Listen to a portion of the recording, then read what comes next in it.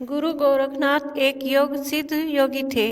इन्होंने हठ योग परंपरा का प्रारंभ किया। इनको भगवान शिव का अवतार माना जाता है। गोरखनाथ को गुरु मत्स्येंद्र नाथ का मानस पुत्र भी कहा जाता है। मान्यता के अनुसार एक बार गुरु मत्स्येंद्र नाथ भिक्षा मांगने एक गांव गए।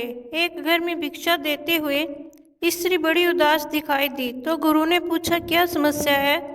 स्त्री बोली, मेरी कोई संतान नहीं है।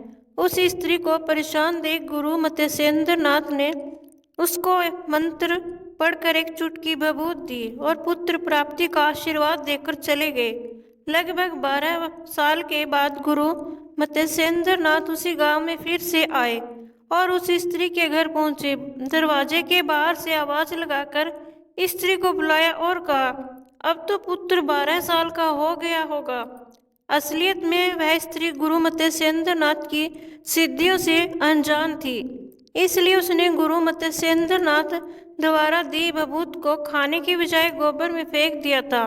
गुरु मत्स्येंद्र नाथ की सिद्धि इतनी प्रबल थी कि भभूत बेकार नहीं जाती। स्त्री घबरा गई और सारी बात बताई कि मैंने भभूत को गोबर में फेंक दिया था। गुरु मत्स्येंद्र नाथ ने कहा, वह स्थान दिखाओ। वहां जाकर देखा तो एक गाय गोबर से भरे एक गड्ढे के ऊपर खड़ी है और अपना दूध उस गड्ढे में झलका रही है। तब गुरु ने उस स्थान पर बालक को आवाज लाई। गुरु मत्स्येंद्र नाथ की आवाज से उस गोबर वाली जगह से एक 12 वर्ष सुंदर आकर्षक बालक बाहर निकला और हाथ जोड़कर गुरु मत्स्येंद्र नाथ के सामने खड़ा हो गया।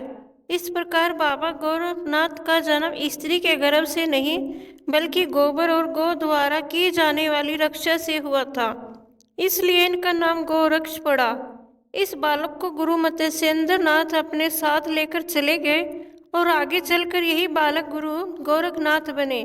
गोरखनाथ ने ही नाथ योग परंपरा शुरू की और आज हम जितने भी आसन, प्राणायाम, षटक्रम, मुद्रा, नादानुसंधान या कुंडलिनी आदि योग साधनाओं की बात करते हैं, सब इन्हीं की देन है।